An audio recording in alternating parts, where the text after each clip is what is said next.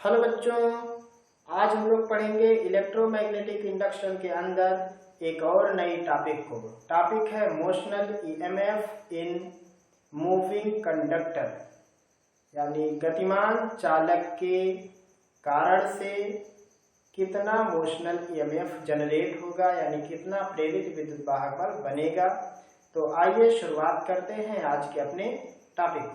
Chapter है electromagnetic induction और इसमें टॉपिक है मोशनल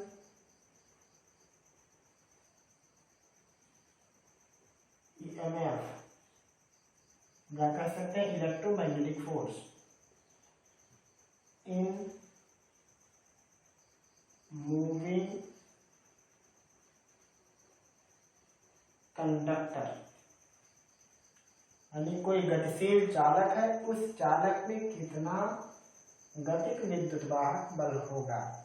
तो यहाँ पे हम लोग इस टॉपिक को दो भागों में बांट करके पढ़ेंगे, क्योंकि जो कंडक्टर है वो कई प्रकार से मतलब गति कर सकता है। हो सकता है वो खिसकाया जा रहा हो सकता है उसको घुमाया जा रहा हो, मतलब डिफरेंट टाइप हो सकते हैं।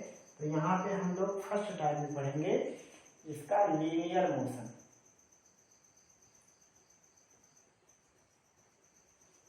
यानी जब वो केवल एक दिशा में खिसकाया जाएगा। एंगुलर मोशन नहीं पढ़ना, मतलब उसको घुमाना नहीं, उसको खिसकाना है। ऐसे वाले मतलब कंडीशन पर हम लोग चर्चा करेंगे।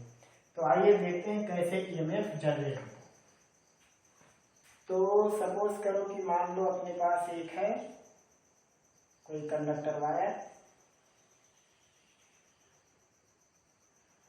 इस प्रकार का, और ये किसी मैग्नेटिक फील्ड में रखा, जैसे इनवर्ड हो गया, आउटवर्ड, जो भी,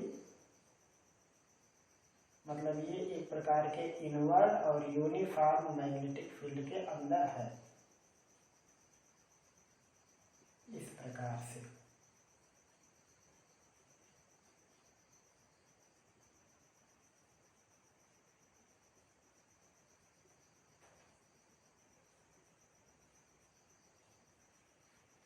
और अब इसे गति कराया जा रहा है, मतलब इसको चलाया जा रहा है किसी एक डायरेक्शन में। सपोज करो कि इसको इस डायरेक्शन में खिसकाया गया, लीनियर मोशन बिल्कुल करा गया, मतलब इसको केवल खिसका रहे, ये नहीं कि घुमा रहे। वो हम लोग उसको अगले टॉपिक में पढ़ेंगे कि जब हम लोग एंगुलर मोशन करवाएंगे किसी कंडक्टर को तो कैसे निकालेंगे। तो सपोज करो कि इसे v वेलोसिटी के साथ घुमाया गया है और इसकी टोटल लेंथ l है, मतलब कंडक्टर की कुल लंबाई l है जो कि बिल्कुल सीधा है, और इसे v वेलोसिटी से खींचा गया, और यहाँ पे ये 90 डिग्री का एंगल इसके साथ, किसी भी एंगल से खींच सकते हैं, मतलब ऐसे खींचा जा सकता है किसी भी तरीके से, लेकिन मान लो कि 90 डिग्री एंगल पर इसको खींच दिए गए। तो यहाँ पे देखो जो वेग है आपका, उस वेग का पहले डायरेक्शन लिख लो, मैग्नेटिक फील्ड अंदर है, वेग आगे, मतलब दोनों के बीच में 90 डिग्री। लंबाई ऊपर की तरफ या नीचे की तरफ, और मैग्नेटिक फील्ड अंदर, तो ये भी 90 डिग्री, मतलब L और B के बीच का एंगल 90 है, और V और B के बीच का भी एंगल 90 डिग्री है। अब उसके बाद देखिए कि क्या होगा अगर इसको v वेलोसिटी से खींचा जाए। तो आप जानते हैं कि कोई भी कंडक्टर वायर हो, किसी भी प्रकार का कंडक्टर हो, तो उस कंडक्टर में कुछ फ्री इलेक्ट्रॉन होते हैं, जिसे हम लोग मुक्त इलेक्ट्रॉन भी कहते हैं। तो जब इसको घुमाया जाएगा या इसको खींचा जाएगा, तो ऐसे पोजीशन में इसके अंदर के इलेक्ट्रॉन और प्रोटॉन दोनों साथ साथ चलने लगेंगे। देखो, मतलब अगर मान लो ये पार्ट है, इस पार्ट में इलेक्ट्रॉन प्रोटॉन दोनों, इलेक्ट्रॉन फ्री हैं जो कि घूम रहे हैं, क्योंकि धारावाही वही लोग होते हैं, मतलब वही आवेश वाहक का काम करते हैं, आवेश उसी मतलब वही लोग लेके जाते हैं। तो अगर इसको खींचा जाएगा तो ऐसे पोजीशन में इलेक्ट्रॉन और प्रोटॉन दोनों गतिशील हो जाएंगे, मतलब इलेक्ट्रॉन भी साथ साथ उसी डायरेक्शन में चल जाएगा, प्रोटॉन भी। तो अब इस कंडीशन को ऐसे समझ सकते हैं कि मान लो ऐसे वाले डायरेक्शन में प्रोटॉन या इलेक्ट्रॉन गति कर रहा है, या कह सकते हैं कि मान लो ये कंडीशन हो गया कि प्रोटॉन या इलेक्ट्रॉन ऐसे प्रवेश कर रहा है, कुछ इस प्रकार का कंडीशन हो जाता है। जब इसको साथ खींचेंगे तो इलेक्ट्रॉन प्रोटॉन वेग की दिशा में चलेंगे। तो ऐसा समझ सकते हैं कि मान लो प्रवेश कर रहे हैं या निकल रहे हैं, आप जो भी समझ सकते हैं। तो जब कोई भी आवेश, धनावेश या ऋणावेश मैग्नेटिक फील्ड में मोशन करता है, गति करता है, तो उस पर एक बल लगता है जिसको हम लोग कहते हैं लॉरेंज बल। तो इन लोगों पर भी लॉरेंज बल लगेगा। वो लॉरेंज बल का डायरेक्शन क्या होता है? वो होता है v vector cross b vector. इसी से निकालते हैं लॉरेंज बल का डायरेक्शन। सूत्र होता है F equal Q v vector cross b vector. तो अब यहाँ पे ये जो v है ये प्रोटॉन का वेलोसिटी होता है। यहाँ पे देखो, अगर मान लो प्रोटॉन आगे चल रहा है ऐसे और मैग्नेटिक फील्ड अंदर, तो v टू b देखेंगे तो प्रोटॉन पर मैग्नेटिक फोर्स ऊपर की तरफ लगेगा, जिसे हम लोग लॉरेंज बल कर रहे हैं। देखो एक बार फिर से, v आगे है और b अंदर, तो अगर चेक करेंगे तो ऊपर जाएगा प्रोटॉन पर एक बल, जिसे हम लोग कहेंगे मैग्नेटिक फोर्स Fm। और इलेक्ट्रॉन पर, इलेक्ट्रॉन के साथ क्या होगा? तो जब प्रोटॉन ऊपर निकल जाएगा तो इलेक्ट्रॉन नीचे जाएगा, मतलब प्रोटॉन पर Fm ऊपर लगेगा और इलेक्ट्रॉन पर यहाँ नीचे बनाते हैं इसको, यहाँ इलेक्ट्रॉन पे Fm इस साइड लगेगा, इधर। ये दो बल हो गए। तो अब यहाँ पे देखो क्या होने वाला है। जब इस पे बल लगेगा, प्रोटॉन ऊपर जाने लगेगा, इलेक्ट्रॉन नीचे जाने लगेगा, तो धीरे धीरे देखो कुछ एक प्रकार की संरचना बन के सामने आएगी। तो क्या होगा? जब धीरे धीरे सारे प्रोटॉन इस तरफ हो जाएंगे और इधर के सारे इलेक्ट्रॉन नीचे हो जाएंगे, तो आप क्या देखोगे? नीचे निगेटिव और ऊपर पॉजिटिव टर्मिनल बनने लगेगा। तो जब ये कंडीशन आ जाएगा, ऐसे पोजीशन में प्लस टू माइनस एक प्रकार की इलेक्ट्रिक फील्ड भी बन जाएगी। मतलब यहाँ पे एक इलेक्ट्रिक फील्ड भी बन, मैग्नेटिक फील्ड तो ही है, साथ में इलेक्ट्रिक फील्ड भी बन गया। तो अब क्या होगा? जब एक ऐसा समय आएगा कि जब यहाँ पे इलेक्ट्रिक फील्ड बन जाएगा, तो धीरे धीरे करके जब ये माइनस टर्मिनल वाले सब यहाँ पे इकट्ठे हो जाएंगे, मतलब यहाँ का विभवांतर बढ़ने लगेगा, तो होगा क्या? जो अब इलेक्ट्रॉन है वो इलेक्ट्रॉन इस तरफ नहीं आएंगे और जो प्रोटॉन है वो इस तरफ नहीं जाएंगे, क्योंकि जब ये पॉजिटिव टर्मिनल बहुत ज़्यादा हो जाएगा, यानी इलेक्ट्रिक फील्ड जो है कि एक मजबूत इलेक्ट्रिक फील्ड का रूप ले लेगी, तो प्रोटॉन इस डायरेक्शन में नहीं चलेगा, इलेक्ट्रॉन इस डायरेक्शन में चलेगा। तो प्रोटॉन के ऊपर बल लगेगा Fm और इलेक्ट्रिक फील्ड के कारण प्रोटॉन पर एक और लगेगा विद्युत बल, जिसको हम लोग कहेंगे Fe। तो जब ये प्रोटॉन ना तो ऊपर जाए ना ही नीचे जाए, तो ये हो गया साम्य अवस्था। अभी बात समझ में आ रही है? जब इस पे उच्चतम विभवांतर स्थापित हो जाएगा, उस समय प्रोटॉन का Fm यानी प्रोटॉन पर लगने वाला चुंबकीय बल और प्रोटॉन पर बनाया गया जो विद्युत क्षेत्र था, प्रोटॉन मतलब जिस विद्युत क्षेत्र में रखा गया, उस क्षेत्र के कारण इस पे लगने वाला इलेक्ट्रिक फोर्स, तब जाकर के दोनों इक्वल होंगे। यानी कभी भी आप ये नहीं कह सकते कि Fm इक्वल Fe हरदम होगा, ऐसी कोई बात नहीं। शुरुआत में जब ये मोशन कर रहा होगा, ऐसे तुरंत में Fm इक्वल Fe नहीं होगा, क्योंकि धीरे धीरे इसकी इलेक्ट्रिक फील्ड मजबूत होगी। तो जब इलेक्ट्रिक फील्ड बहुत ज़्यादा मजबूत हो जाएगा, तब जाकर के इलेक्ट्रिक फील्ड मैग्नेटिक, यहाँ पे जो फील्ड है यानी जो मैग्नेटिक फोर्स लगेगा प्रोटॉन पर, तब जाके ये उसकी बराबरी कर सकते। यानी साफ शब्दों में अगर कहा जाए तो जब टर्मिनल विभवांतर इसका मैक्सिमम हो जाएगा, तभी जाकर के इलेक्ट्रॉन और प्रोटॉन पर चुंबकीय बल और विद्युत बल बराबर हो पाएंगे। ये सीधा सीधा निष्कर्ष। तो यहाँ पे एक बार फिर से बता रहे हैं आपको, देखो, जब कोई कंडक्टर किसी मैग्नेटिक फील्ड के अंदर मोशन कराया जाता है, तो ऐसे पोजीशन में क्या होता है कि उस कंडक्टर के इलेक्ट्रॉन और प्रोटॉन दोनों कंडक्टर के साथ मूव होने लगते हैं। प्रोटॉन पर बल की दिशा b vector cross b vector के हिसाब से निकालेंगे तो प्रोटॉन ऊपर जाएगा, इलेक्ट्रॉन नीचे जाएगा।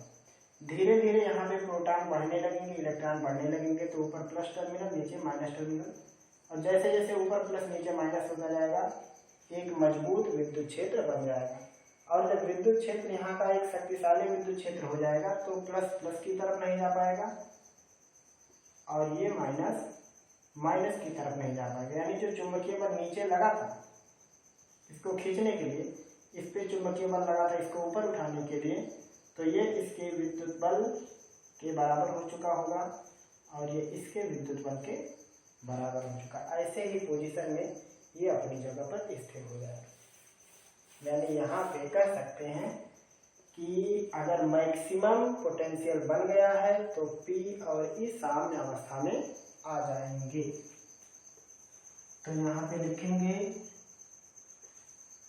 फॉर मैक्सिमम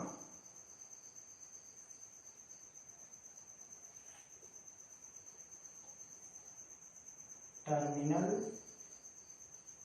पोटेंशियल,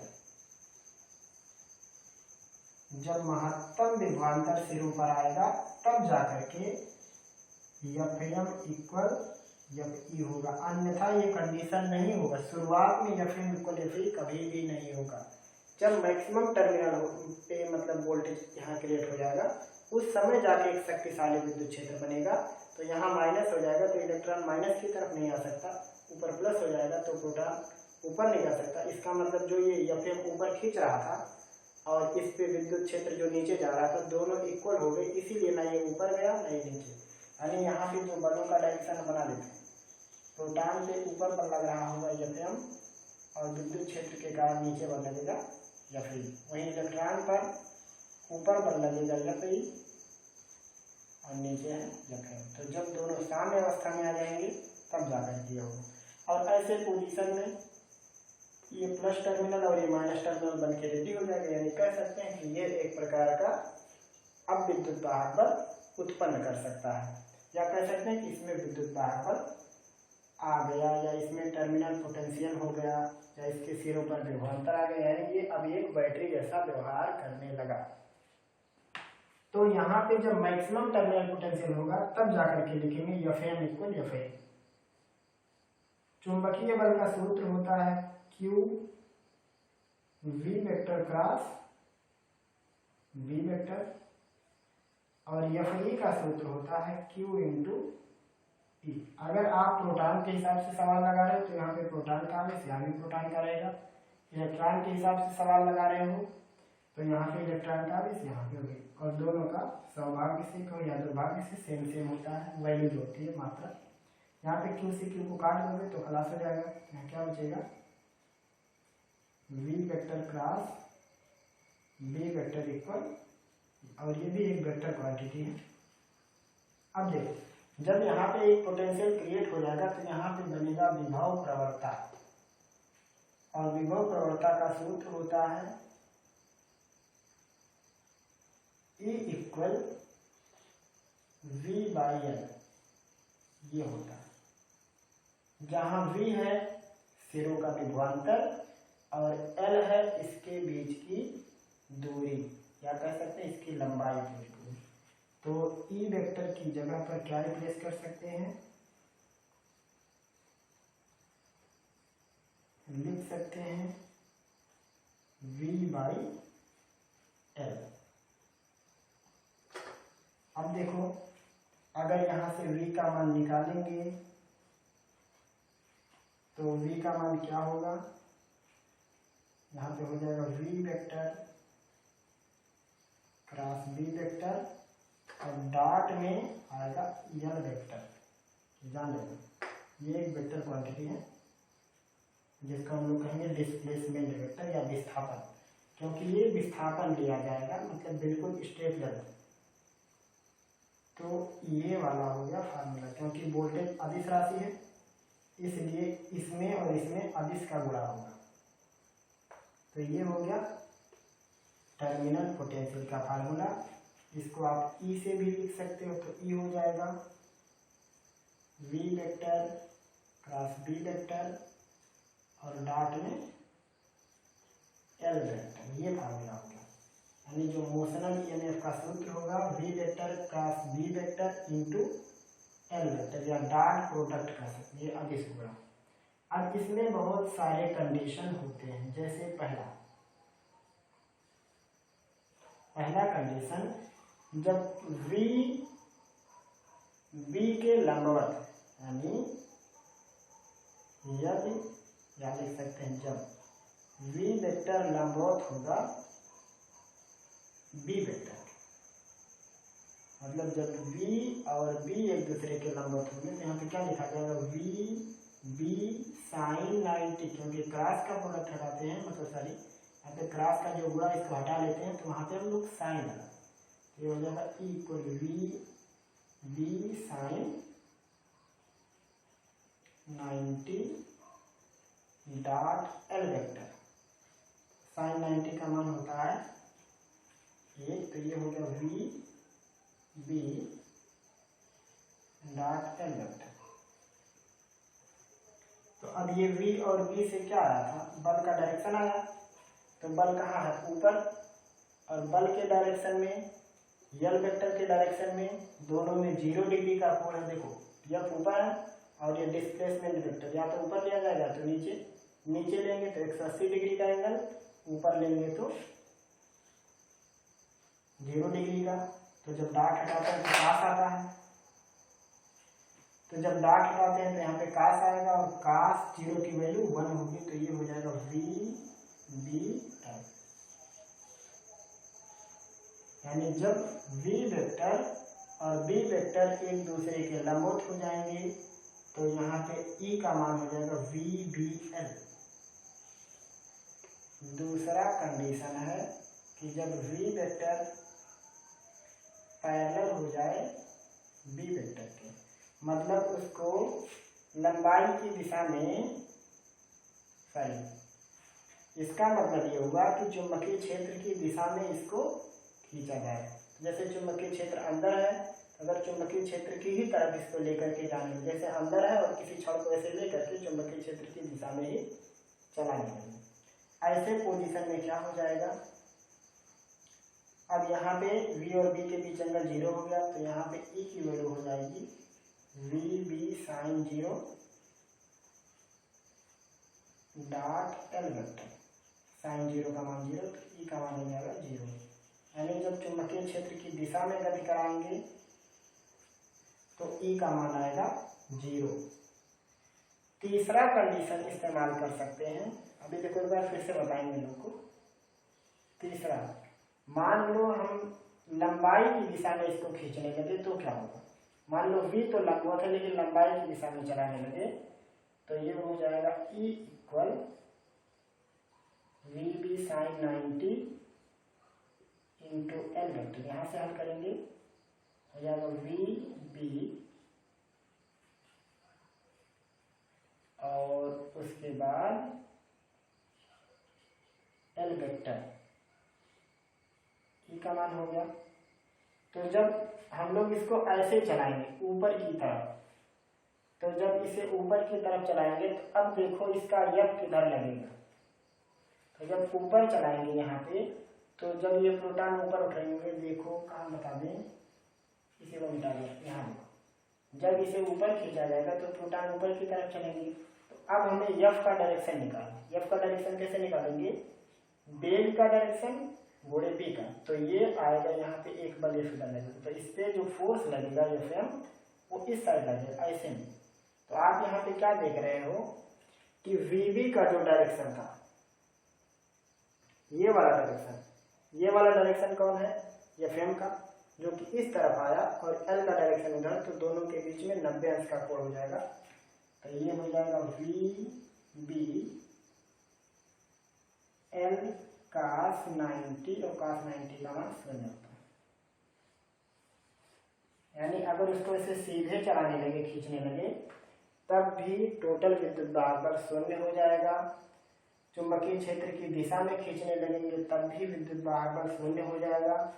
और अगर v और b के बीच लंबवत मतलब गति हो, या कह सकते हैं कि अगर v लंबवत हो b के, ऐसे पोजीशन में e की वैल्यू मैक्सिमम आएगी, जो कि होगा E equal V B L. तो शायद आपको ये बात समझ में आ गया होगा, अगर हाँ तो लिख लीजिए। अभी हम आपको ये सारी बात एक बार फिर से बता,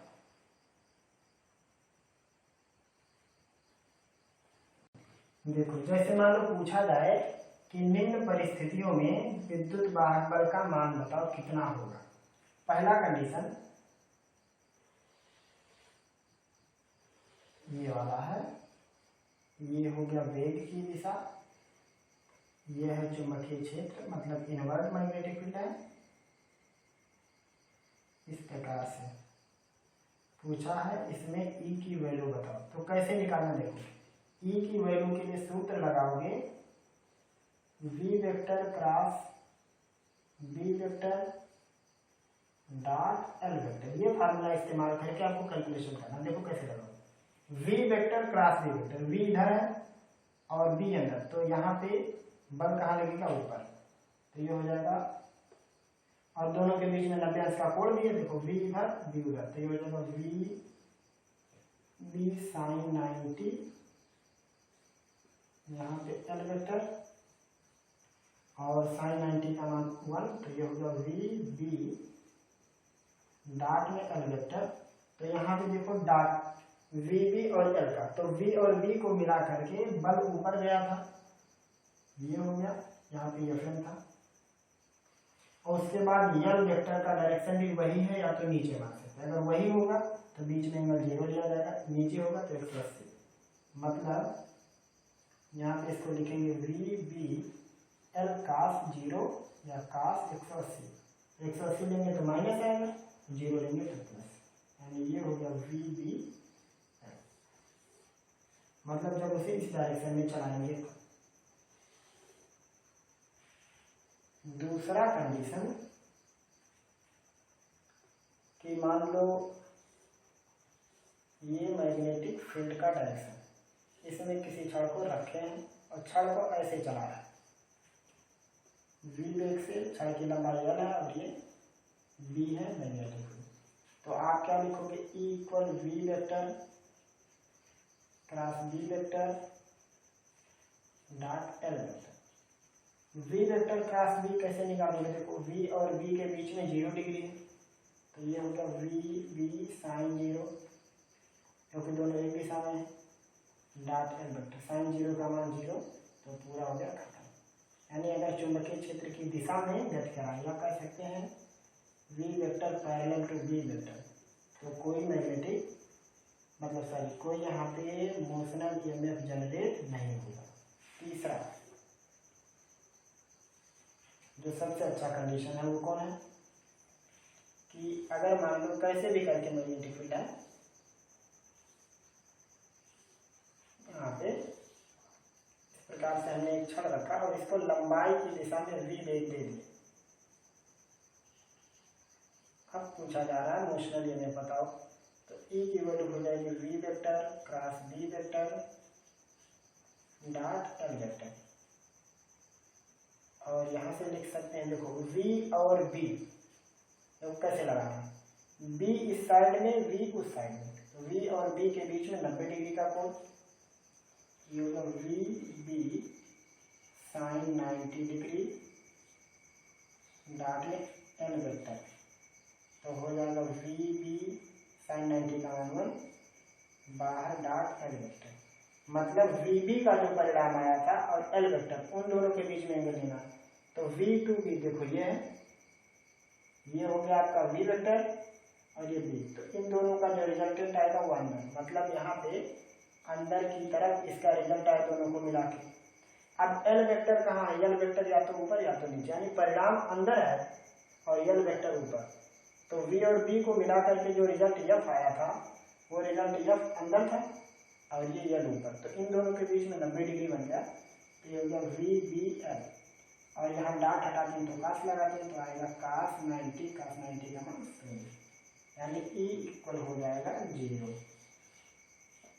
यानी कह सकते हैं कि जब जो वेग होगा ये वेग पैरेलल हो जाए एल वेक्टर के, या कह सकते हैं जब वेग एल के डायरेक्शन में ही हो, यानी लंबाई की दिशा में वेलोसिटी दी जाए किसी कंडक्टर की, तो विद्युत वाहक बल शून्य होगा। ये कुल 3 मेन कंडीशन है, और जिसमें एंगल आ जाए, मान लो अलग अलग एंगल दे दिया जाए, मान लो कहेंगे इसको ऐसे चला रहे हैं, तो आप क्या करो, v और b के बीच का वो एंगल ले लो, इस प्रकार से आपको निकाल, जैसे हम कहते हैं कि इसको 30 अंश पे चला रहे हैं तो लिखेंगे वी बी साइन 30, ऐसे लगा सकते हैं। फिर डॉट एल वेक्टर लगा के अपना मतलब एंगल खोज के सवाल लगाएं।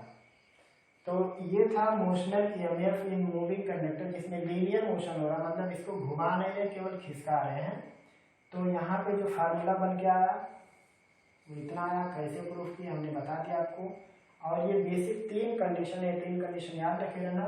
लंबवत चलाएंगे तो इतना आएगा, अगर v और b एक डायरेक्शन में हो जाए तो 0, और लंबाई की दिशा में मोशन कराने तब भी ईएमएफ 0 आएगा। अब इसके बाद हम लोग कुछ न्यूमेरिकल्स को भी सॉल्व करेंगे, आप इन्हें उतार लीजिए।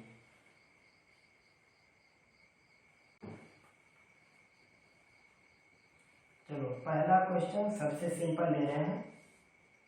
मान लो यूनिफॉर्म मैग्नेटिक फील्ड है और इसमें कोई कंडक्टर खड़ा है, बी की वैल्यू है 5 टेस्ला, चुंबकीय क्षेत्र है,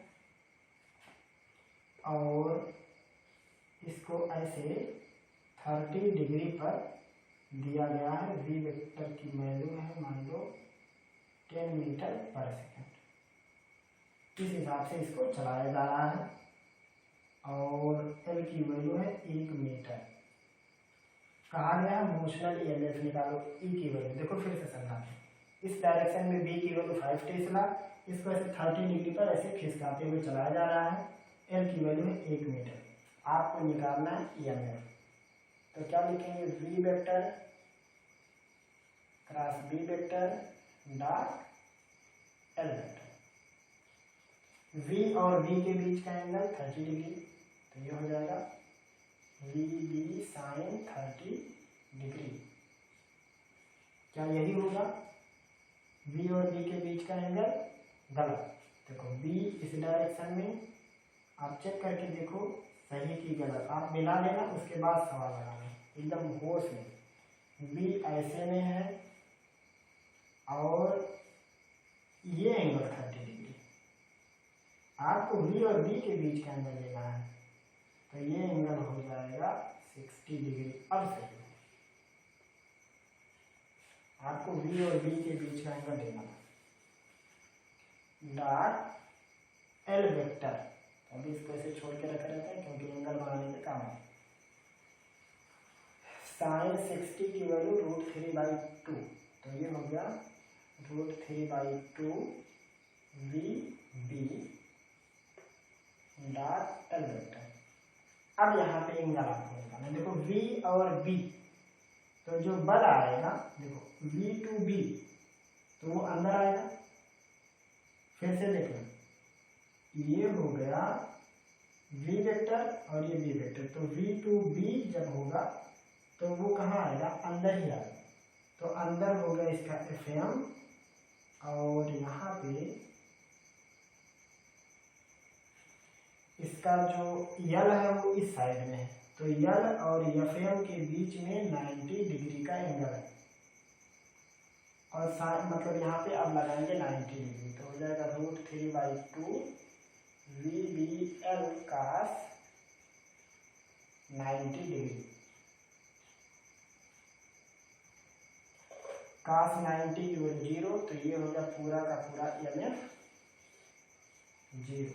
मतलब अगर इस कंडक्टर को 30 डिग्री पर चलाया जाएगा ऐसे करके, तो टोटल ईएमएफ 0 हो जाएगा। कैसे निकाले देखो, सबसे पहले v टू b के लिए निकाले वैल्यू, आया √3/2 वी बी, तो v क्रॉस b का परिणाम अंदर जाएगा बिल्कुल, v से भी 90 डिग्री और b से भी 90 डिग्री, मतलब ये दोनों है तो 90 ऐसे ही होगा, ये ऐसे तिरछा तिरछा थोड़ी होगा, तो 90 डिग्री ऐसे ही, इस प्रकार से कैसे भी करें तो 90 ऐसे ही होगा। और उसके बाद यल ऊपर है, तो यल और v और b का जो रिजल्ट है उन दोनों के बीच में 90 डिग्री का एंगल है, तो इसलिए यहाँ पे ईएमएफ 0 हो गया। एक और तरीके से इसे सोच सकते हैं, देखो वो क्या है, b वेक्टर इस साइड में, v वेक्टर इस साइड में, बीच में हो गया 60 डिग्री, क्योंकि इधर 30 है तो 60 हो गया। इसके दो कंपोनेंट हो, एक हो गया v का कंपोनेंट v वेक्टर cos 60 और एक हो गया v वेक्टर sin 60। तो अभी हमने बताया अगर v और b दोनों एक दिशा में, मतलब इसका एक कंपोनेंट देखो एक दिशा में हो गया तो EMF 0, क्योंकि v और b एक डायरेक्शन में होने नहीं चाहिए। और अगर वेग लंबाई की दिशा में हो जाए तब भी EMF 0 होता है। मतलब इन दोनों वेग के कंपोनेंट के कारण से भी देखो कैसे v और b एक दिशा में है तो 0 हो गया, और लंबाई के डायरेक्शन में दूसरा कंपोनेंट आ गया। तो अभी हमने बताया कि लंबाई के डायरेक्शन में अगर वेग है तब भी यहाँ पे EMF शून्य होता है। यानी मिला जुला के निष्कर्ष क्या मिला कि अगर ऐसे मैग्नेटिक फील्ड में इसको ऐसे 30 डिग्री पर मतलब ऐसे खिसकाया जाएगा तो टोटल EMF शून्य होगा। लगा लीजिए इसको।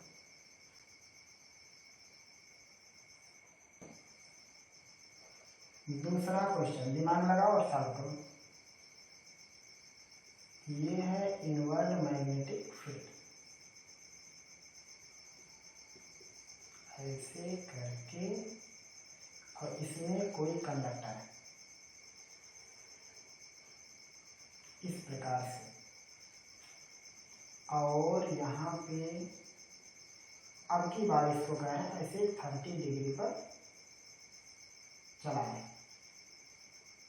v का मान लेते हैं 10 मीटर पर सेकेंड और b की वैल्यू लेते हैं 5 टेस्ला। गिनती छोटी रहेगी, अच्छे से रहेगी। पूछा गया है EMF की वैल्यू कितनी होगी, तो कैसे निकालेंगे देखो। अब यहाँ पे सबसे पहले E का फार्मूला लिखेंगे, होगा v vector cross b vector dot l vector. v vector और b वेक्टर, v ऊपर और b अंदर, देखो ऐसे तिरछा चाहे जैसे रहे, बीच में 90 डिग्री है क्योंकि b इनवर्ड है और इसको ऐसे खिसकाया जा रहा है 30 डिग्री पर। इस मतलब ये चीज इसको ऐसे पकड़ के खिसकाया गया है, तो v और b के बीच 90 डिग्री का एंगल है। तो ये होगा v b sine 90 degree dot l vector sine 90 का मान 1। तो ये होगा v b और ये l वेक्टर डॉट। अब क्या होगा देखो, l वेक्टर और v और b का रिजल्ट, b अंदर और v ऐसे बिल्कुल ऐसे। तो आपको क्या करना, v टू b चलना, मतलब v टू b। देखो फिर से ये हो गया v और ये b, तो आपको क्या करना, v टू b सॉल्व करना। b नीचे है ऐसे पूरा हो जाएगा v टू b, तो आपका ऐसे जाएगा इस प्रकार से, मतलब v के भी लंबवत होगा और b के भी लंबवत होगा। तो जो आपका रिजल्ट आएगा वो रिजल्ट ऐसे होगा, मतलब v और b का जो मेन रिजल्ट आएगा वो इधर होगा। ये हो गया डायरेक्शन v क्रॉस b का। तो अब इसके बीच में एंगल कितना बना, तो v और b का जो रिजल्ट आया और l का वो ये है, ये है l डायरेक्शन। तो अब यहाँ पे देखो, ये यहाँ से यहाँ तक 90 डिग्री, जिसमें से 30 निकल गया तो बचा 60। तो ये हो गया v b l cos 60 degree. cos 60 की वैल्यू 1/2, तो हो गया ये v b l 1/2। v की वैल्यू 10, b की वैल्यू 5, l की वैल्यू 1 मीटर 1/2। 2 पंचे 10, 5 पंचे 25 वोल्ट। एक बार फिर से समझाते हैं लोगों को कैसे लगाना। आपको सबसे पहले ये सूत्र लिखना है, उसके बाद आपको v क्रॉस b की वैल्यू निकालने के लिए एंगल खोजना। तो v ऊपर b अंदर, तो बीच में 90 डिग्री, तो गया v b साइन 90 की वैल्यू 1। उसके बाद बारी आती इन दोनों के बीच में क्या एंगल होगा। तो l का डायरेक्शन तो मालूम है, लेकिन v और b का डायरेक्शन कैसा होगा, v से लंबवत रिजल्ट आएगा। तो v से लंबवत ये रिजल्ट हो गया v क्रॉस b का डायरेक्शन। अब इन दोनों के बीच में 90 डिग्री का था, लेकिन l टू v 30 डिग्री पहले से था, वो यहाँ से निकल गया 90 में से, तो बचा 60। तो यहाँ पे रख के सॉल्व किए और यही है इस प्रश्न का सलूशन। लगाइए इसका।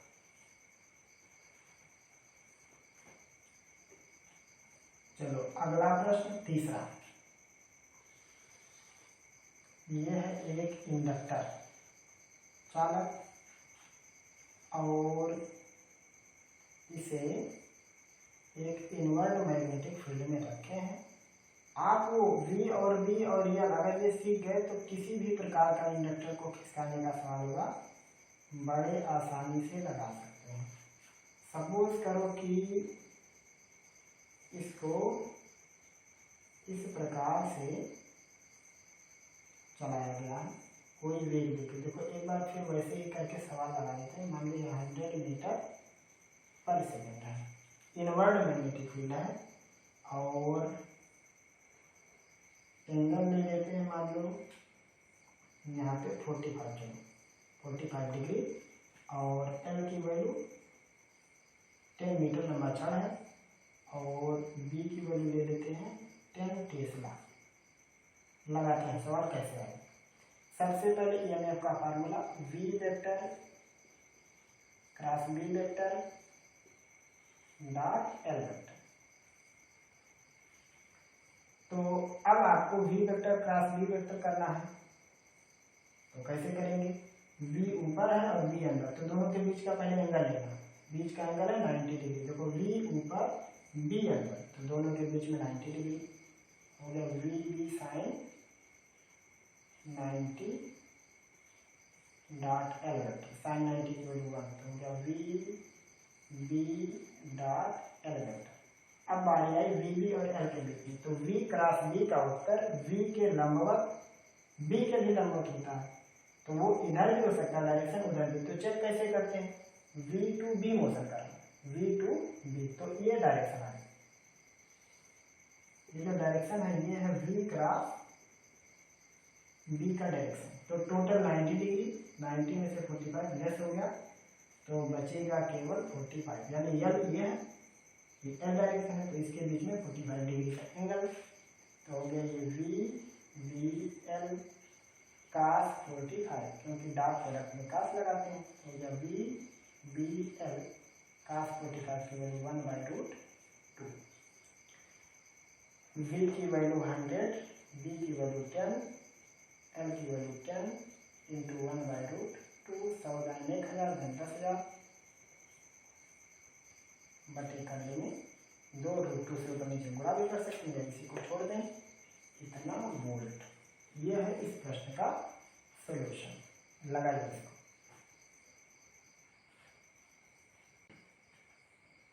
अगला सवाल बहुत सुंदर प्रश्न। देखो अगर आपने सीखा थ्योरी को तो इस सवाल को आप लगा सकते हो, बहुत अच्छा प्रश्न है। ये है इनवर्ट मैग्नेटिक फील्ड ऐसे, और इसमें एक प्रकार का सेमी सर्कल आर्क, मतलब इसमें एक अर्धवृत्ताकार कंडक्टर रखा गया है ऐसे,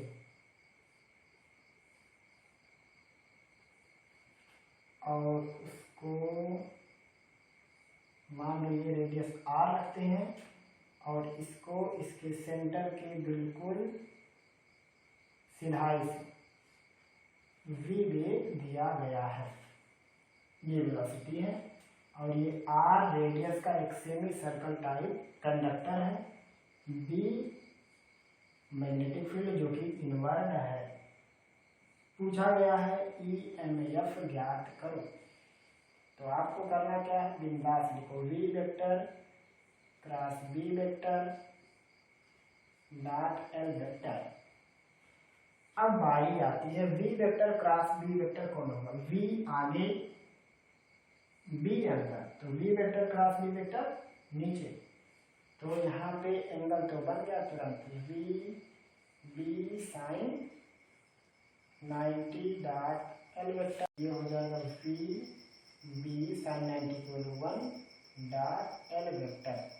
अब बारी आती L वेक्टर किसको कहेंगे, तो जो यल होता है ये होता है टर्मिनल के बीच की सीधी दूरी को कहते हैं डिस्प्लेसमेंट। जैसे छड़ था तो छड़ के बीच के टर्मिनल के यहाँ पे जो डिस्टेंस था डिस्प्लेसमेंट उसको, ये जो स्ट्रेट वाली बीच की गैपिंग है इसी को हम लोग यल कहते हैं। लेकिन यहाँ पे जब इसको खींचेंगे तो प्लस तो यहाँ आ जाएगा, माइनस यहाँ आ जाएगा। इस पोजीशन में चलाएंगे माइनस इधर प्लस इधर, मतलब जो भी हो टर्मिनल ये ऊपर वाले भाग बनेंगे, ये नहीं कि टर्मिनल यहाँ बन जाएगा। तो अब टर्मिनल के बीच के जो लेंथ होते हैं उसे यल कहते हैं। तो इसके बीच में आर और आर मिला के 2r हो जाएगा वी बी, यहाँ पे 2r बनता है। अब बारी आती है वी बी और आर के बीच में एंगल, यानी वी बी यानी कह सकते हैं वी क्रॉस बी। कैसे निकालेंगे देखो, वी इधर ये वाला है और बी अगर, तो वी क्रॉस बी की वैल्यू कहाँ होगी ऊपर, मतलब ये वाला डायरेक्शन है वी क्रॉस बी का और इसी डायरेक्शन में आर भी है, इसका मतलब दोनों के बीच में 0 डिग्री का 0 की वैल्यू 1। तो लिख देते हैं, ये हो जाएगा वी बी 2r cos 0 का 0 की वैल्यू 1, ये हो जाएगा 2VBR। ये हो गया मोशनल EMF जब हम लोग इसको इस प्रकार से चलाएंगे तब। अगर उसको सीधे चला देते तो क्या होता, सीधे चलाने से यहाँ पे देखो जब हम लोग इसे सीधे चलाएंगे तो क्या हो जाएगा, v नीचे हो जाएगा v उधर, तो v क्रॉस b ऐसे हो जाएगा। तो इन लोगों का डायरेक्शन ये आएगा r ऊपर तो 0 हो जाएगा। जैसा कि हमने बताया लंबाई की दिशा में चलाएंगे यानी 0, चुंबकीय क्षेत्र के समांतर चलाएंगे 0, या चुंबकीय क्षेत्र की दिशा में चलाएंगे तो 0 हो जाएगा। इन दोनों कंडीशन में हर हाल में 0 होना। यही है इस प्रश्न का सोल्यूशन। अभी और भी सवाल लगा के दिखा। अगला प्रश्न देखो, ये भी बहुत सुंदर प्रश्न है। मान लो ऐसे r रेडियस का कोई लूप है और ये इनवर्ड मैग्नेटिक फील्ड में बहुत अच्छे से रखा है। इनवर्ड मैग्नेटिक फील्ड की वैल्यू भी है, उसकी जगह पर न्यूमेरिकल वैल्यू भी हो सकती है। जो भी वैल्यू होगा उसी हिसाब से काम करना है। अगर मान लो हम कह दिए इसको ऐसे v वेग से चला दिए, यहाँ पे कोई बिंदु है, जैसे मान लो लिख देते हैं जैसे P, इसके ठीक सामने सेंटर से होता हुआ यहाँ पे है Q, यहाँ पे है R, बिल्कुल ये भी सेंटर से पास करेगा परपेंडिकुलर। ऐसा कुछ संरचना दिया है, यहाँ पे दिया है S। आपको निकालना है EMF Q और P के बीच में, मतलब EQ माइनस EP ये निकालना है पहला। दूसरा RS के बीच में निकालना है, केवल परिमाण निकालना, प्लस माइनस से मतलब नहीं रखना है। आपको Q और R के बीच का निकालना है। इस प्रकार का कैलकुलेशन करना। चलो हम 3 निकाल के दिखाते हैं, बाकी आप कर लेंगे। जैसे हम S और P के बीच में पूछ सकते हैं, R और P के बीच में हो सकता है, Q और S के बीच में हो सकता है, अलग अलग कंडीशन हो सकता है। तो अब पूछा गया ये EMF निकाल के बताओ, कैसे निकालेंगे। तो Q और P कहने का मतलब है आपको डिस्प्लेसमेंट में ये लेना है। तो पहले का उत्तर तो तुरंत खलास। जब हम इसे डिस्प्लेसमेंट मानेंगे मतलब उसी के डायरेक्शन में इसको चला रहे हैं, यानी जब लंबाई की दिशा में वेग हो जाता है तो EMF 0 हो जाता है। पहले का उत्तर तो जगह पे आ गया, EQ माइनस EP की वैल्यू 0, एक खलास। दूसरा R और S वो ये वाला है, तो अब समझ लो इसके लंबवत वेलोसिटी दे दिए हैं, तो आप सीधे सीधे कह सकते हैं ये उत्तर दिया है। जब लंबवत कभी भी डिस्प्लेसमेंट से लंबवत वेग दिया जाएगा तो सीधे सीधे जानते हो इतना ही होता है VBL। ये हो जाएगा VBL की जगह पर 2R यानी हो जाएगा 2VBR। निकाल भी सकते हो V cross B dot L vector करके, तो V इधर और B अंदर, तो ये हो जाएगा FM ऊपर और एल वेक्टर के डायरेक्शन में ही परिणाम आया v क्रॉस b का, इसलिए 0 डिग्री। तो यहाँ पे आ जाएगा 2vr। थर्ड कंडीशन जो कि सुंदर कंडीशन है, इस पे निकालना है कैसे होगा, तो उसके लिए पहले बनाना पड़ेगा कि ये वाला समझ लो आपकी बात, टर्मिनल ये है ये वाला, तो यहाँ पर बनाएंगे इसको, मतलब समझ लो टर्मिनल ये है आपकी बात। तो यहाँ पे निकालेंगे ई के लिए सूत्र लगा देते हैं v vector cross b vector dot l vector, v vector cross b vector, v इस तरफ b अंदर, तो fm इसका हो जाएगा ऊपर, तो ये हो जाएगा पहले v b sin 90 लिख देते हैं, क्योंकि v और b के बीच में ना बेस का कोण है, डॉट l वेक्टर बराबर हो गया v b dot l vector. अभी देखो कैसे लगाना है, v क्रॉस b का परिमाण जो आया ऊपर है, मतलब यहाँ मान सकते हैं या तो यहाँ पे दिखा सकते हैं, मतलब लगेगा हमें होगा वो इस तरफ लगा हुआ है, मतलब इस टर्मिनल पे या फिर इसका ऊपर, या कह सकते हैं v क्रॉस b का रिजल्ट ऊपर है। तो अब यहाँ पे मेन टॉपिक है, रियल का डायरेक्शन ये वाला, ये देखो यहाँ पर ऐसे, यहाँ पे है r, यहाँ पे q, तो v आगे था, b इनवर्ट था, तो v क्रॉस b की वैल्यू ऊपर, यानी एफएम ऊपर होगा। यहाँ पे अब बारी आती है कि v क्रॉस b और l के बीच में एंगल कौन सा होगा, तो एंगल कौन सा लिया जाएगा, ये एफएम ऊपर है, यही है l का डायरेक्शन, इसके बीच का एंगल निकालना है। कितना डिग्री, बहुत सिंपल है, देखो ये वृत्त की त्रिज्या, ये वृत्त की त्रिज्या दोनों बराबर, तो कोण होंगे 45 अंश यहाँ, 45 अंश यहाँ, तो ये है यल वेक्टर का डायरेक्शन, ये फिर ऊपर, तो बीच में 45 डिग्री का कोण, मतलब अगर ये 45 तो शीर्ष अभिमुख कोण भी 45 ही होगा, क्योंकि बराबर होता है, तो इसके बीच में 45 डिग्री का एंगल है, हो जाएगा VBL cos 45, और cos 45 का मान 1/2, तो क्या VBL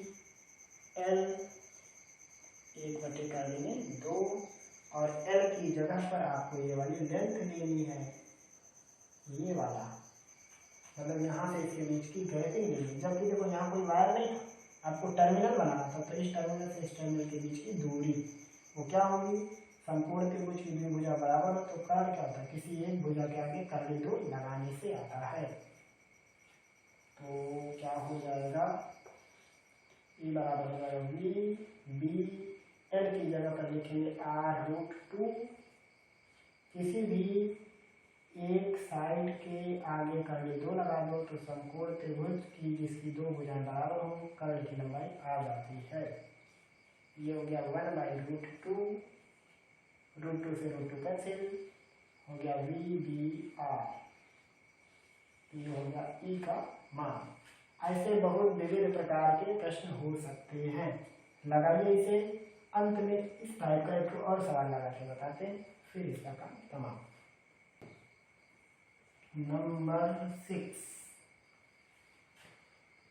सपोज करो कि इनवर्ट मैग्नेटिक फील्ड है, ऐसे करके, और इस इनवर्ट मैग्नेटिक फील्ड में एक एक कंडक्टर रखा, न्यू डिजाइन का, ऐसे, मतलब इसमें कटिंग फटिंग होगी कहीं ना कहीं लूप निकालने के लिए, मतलब जहाँ से करंट बाहर कर सकते हैं उसके लिए रहता है, लेकिन हम डायरेक्ट बंद लूप लिए। अब इसे ऐसे चलाया गया है, v वेलोसिटी से, साइड का नाम PQRS, इतना चीज निकाल के बताओ। देखो E P minus E Q पहला चीज, दूसरा E P minus E S, तीसरा E S minus E R, चौथा E Q minus E R, पांचवा E P minus E R और छठवां E S minus E Q. इतना चीज निकाल के बताओ। अगर समझ गए होंगे तो बिल्कुल लग जाएगा, कहीं कोई टेंशन नहीं है। मान लो ये भुजा है ए और ये भुजा है बी। अब आपको कैलकुलेशन करनी है। नंबर 1 पहला पी और क्यू के कार्य करना। तो जब इसको ऐसे चला देंगे तो ये साइड ऐसे आगे जाने लगेगा, तो लंबाई की दिशा में वेलोसिटी आई, पहले का काम खत्म। ई की वैल्यू हो गया 0 पहले वाले, यानी लिख देंगे यहाँ पे ई पी माइनस ई क्यू की वैल्यू 0। जब ऐसा देख देंगे तो इसमें किसी प्रकार का कोई टर्मिनल पोटेंशियल डिफरेंस नहीं होगा। दूसरा, आप वैसे भी समझ सकते हैं, क्यों नहीं होगा। इसको चलाएंगे तो जितना चार्ज यहाँ पे इकट्ठा उतना यहाँ पे, और यहाँ पे डिफरेंस शून्य। दूसरा पी एस वो ये वाला है, तो इस पे तो लगेगा, लंबाई के लंबवत लग रहा है, तो कितना हो जाएगा, वी बी एल। यही सूत्र है, सीधा सीधा लगा दो, क्योंकि लंबाई के लंबवत बी के भी लंबवत हो जाएगा वी बी, लंबाई की जगह पर बी। यानी कह सकते हैं कि ये किसका मान निकल जा रहा है, यह ई पी माइनस ई एस, दूसरे का मान आ गया। नंबर 3 परिणाम केवल निकालें, परिणाम और परिमाण का, उसमें प्लस माइनस से हमको मतलब नहीं है। तीसरा E S minus S R, तो यहाँ भी देखो ये लेंथ और ये वेग दोनों एक जैसे डायरेक्शन में, तीसरे का काम ही खत्म। ई S minus E are equal 0। चौथा E Q minus E are, वो ये वाला है, देखो ये वाली साइड, ये वाली साइड भी वही है, सेम सेम होता है, यानी आएगा ई क्यू माइनस, दो बार चार्ज है, देखो ई क्यू माइनस ई आर बराबर वी बी बी, सेम उत्तर आएगा क्योंकि ये लेंथ है बराबर। नंबर 5, अब यहाँ से कुछ इंटरेस्टिंग है, क्या निकालना है, ई पी माइनस ई आर।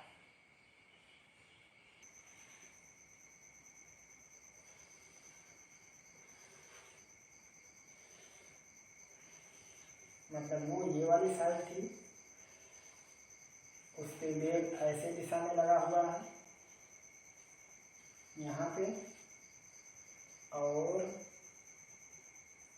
एक ये चित्र था, हमने इसको थीटा कहा था, तो यहाँ पे ये एंगल मिला था थीटा, तो जब वो एंगल थीटा था तो ये एंगल सिंपली आप देख के बता सकते हो कि थीटा ही होगा। अगर पीछे बीच से एंगल निकाल दिए तो बिल्कुल थीटा होगा। क्यों थीटा हो जाएगा, आप इसे कैलकुलेट भी कर सकते हो। देखो अगर मान लो हम इसको इसके सेंटर से मिला दें, ऐसे ये किधर भी जा रहा है, ये भी उससे लेना देना मत रखो, सेंटर से अगर मिला देंगे यहाँ पे, तो देखो दो त्रिभुज बनेंगे, दोनों एक दूसरे के सर्वांग होंगे, तो ये थीटा ये भी थीटा, और ये लाइन दोनों आपस में पैरेलल है, तो जब ये लाइन वो लाइन दोनों आपस में पैरेलल है तो ये थीटा हो जाएगा।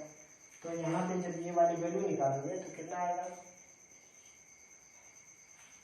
ई एस माइनस ई क्यू को हो जाएगा V vector cross B vector dot L vector. V cross B का रिजल्ट ऊपर है, वी बी 90 डिग्री का एंगल है बी और बी के बीच में क्योंकि इनवर्ट था, डॉट एल वेक्टर, तो इसमें और इसके बीच में एंगल कितना है, थीटा, तो ये अब वी क्रॉस बी का जो रिजल्ट, तो ये V B L cross theta L मतलब ये टोटल लेंथ कितना है, वी बी अंडर रूट में ए स्क्वायर प्लस बी स्क्वायर, और कास थीटा का मान आधार बटे कर्ण, आधार है बी और कर्ण वही है, बी बटे A square plus B square, ये कैंसिल आएगा V B B E S minus E K, मतलब इसके बीच में पोटेंशियल डिफरेंस इतना होगा। आप सिंपल समझ सकते हो कि इतना ही क्यों होगा, कारण जब आप इसके बीच का पोटेंशियल डिफरेंस लोगे तो जो पोटेंशियल यहाँ पे, मान लो यहाँ पे 0 है तो यहाँ पे 0 आएगा, यहाँ पे v है तो यहाँ पे v आएगा, मतलब जो इस साइड का पोटेंशियल डिफरेंस होगा वही इस साइड का भी माना जाएगा, मतलब यहाँ पे जो उत्तर आएगा वही उत्तर यहाँ का भी है, और जो उत्तर इसका है वही उत्तर इसका भी है, मतलब इन दोनों साइड में यहाँ पे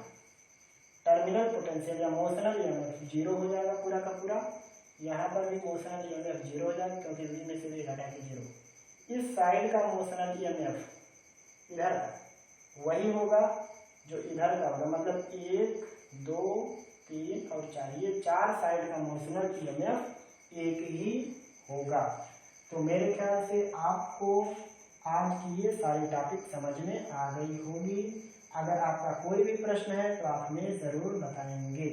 फिर मिलेंगे हम लोग अगले सेशन में, तब तक के लिए खुदा हाफिज़।